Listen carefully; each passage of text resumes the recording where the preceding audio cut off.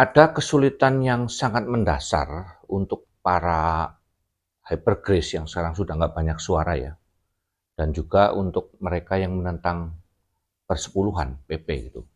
Mereka menggunakan satu ayat yang berkata bahwa dengan matinya Yesus dia membatalkan Taurat. Tetapi ada satu kesulitan mereka, mereka tidak pernah menjelaskan apa itu Taurat. Padahal kata Taurat atau nomos, nanti menjadi kata nomou, nomon, itu di dalam Alkitab Perjanjian Baru itu punya makna yang banyak sekali. Contoh ya, di dalam Kisah Rasul 21 ayat 28.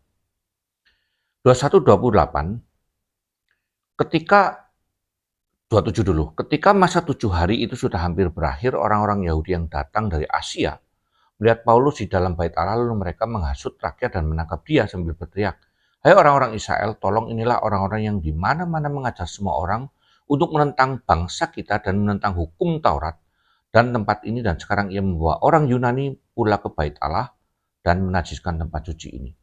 Di sini kata Taurat bagi mereka, ya, bagi uh, orang-orang Yahudi itu adalah aturan-aturan 613 yang diekstraksi menurut mereka, ditafsirkan dan diberlakukan sebagai hukum yang mengikat sebagai sebuah undang-undang. Jadi satu, kata Taurat itu bagi mereka adalah mitzvot, itu aturan-aturan itu. Kemudian satu itu ya definisi yang pertama. Definisi yang kedua, Taurat itu disebutkan oleh Tuhan Yesus itu biasanya disandingkan dengan kitab para nabi. Dan itu berarti 5 kitab Musa. Jadi makna yang kedua, kata Taurat adalah 5 kitab Musa. Dan yang menarik nanti, baik Paulus maupun nabi-nabi yang lain itu menjelaskan bahwa Taurat itu adalah keseluruhan Alkitab. Termasuk Mazmur, Yesaya, semua pokoknya. Perjanjian lama maksudnya. Taurat itu perjanjian lama. Jadi kenapa bisa seperti itu? Ya karena memang tergantung konteks dari makna yang sedang mau dibahas. Misalnya ketika menjelaskan tentang bahasa roh, Paulus di Korintus mengatakan menurut Taurat orang akan berbahasa dalam bahasa lain. Itu diambil dari kitab nabi-nabi. Saya lupa entah Yesaya atau Yeremia. Lalu juga nanti kata Taurat itu dan merujuk kepada Mazmur. Jadi tolong ada satu hal yang saya sarankan, anjurkan untuk Anda yang selalu mengatakan Taurat batal, Anda harus belajar baik-baik.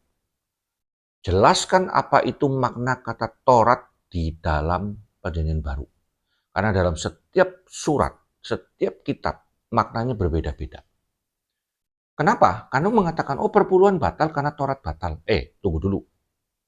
Perintah jangan membunuh, jangan berzina, jangan mencuri, itu ada di dalam hukum Taurat. Taurat mana yang dibatalkan? Kalau batal, apakah berarti sudah boleh berzina? Kan enggak. Jadi mesti Anda pikirkan dan jelaskan makna daripada Taurat batal itu. Kalau mau tidak setuju dengan persepuluhan, Anda jelaskan apa yang tidak disetujui. Kalau saya tidak setuju bahwa persepuluhan diambil pendeta semua, kecuali jemaatnya masih kecil sekali sehingga jumlah persepuluhannya di gereja lokal itu hanya cukup untuk menghidupi keluarga dan malah kurang, ya bolehlah diambil. Tapi untuk gereja besar, hak apa pendeta mengatur persembahan Taurat, apa persembahan persepuluhannya berapa untuk dia? Menurut saya tidak berhak. Jadi mesti dipikirkan ulang, dijelaskan sehingga tidak terjadi pertempuran yang heboh. Yang kedua, berbicara soal siapa yang wajib misalnya. Lalu soal jumlah, coba dijelaskan. Untuk mereka yang setuju mesti dijelaskan, yang tidak setuju apa yang mau dijelaskan. Apakah anak Tuhan orang Kristen itu sudah tidak boleh memberikan persepuluhan atau bagaimana? Kalau saya jelas tadi ya, satu, tidak boleh diambil oleh pendeta semua atau ditentukan pendeta. Yang kedua, saya tidak setuju kalau pemberian itu didasarkan kepada ketakutan. Kalau nggak ngasih nanti saya kualat, saya ini itu dan sebagainya. Atau didasarkan kepada tamak, saya memberi 100 akan dapat 1 juta misalnya. Itu adalah hal-hal yang Tidak boleh. Daripada ribut terus soal Taurat batal, PP nggak berlaku. Apa yang nggak berlaku? Jadi aneh gitu, kekristenan jadi aneh kalau hanya menolak satu bagian yang kita tidak suka tapi tidak bisa menjelaskan padahal persepuluhan itu adalah bagian daripada keseluruhan hukum Taurat. Nah, jadi mesti clear, jadi perdebatannya lebih enak dan lebih bisa menjadi bahan pelajaran bagi kita semua.